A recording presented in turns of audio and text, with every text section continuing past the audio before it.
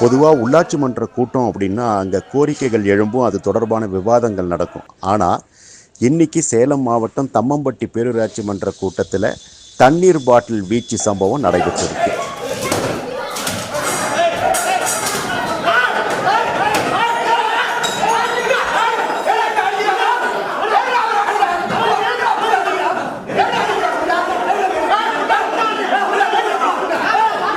தாக்கி கொண்ட 2 பேரும் ஒரே இயக்கத்தை சேர்ந்தவங்க. குறிப்பாக 2 பேருமே திமுகவை சேர்ந்தவங்க அப்படின்றது குறிப்பிடத்தக்கது.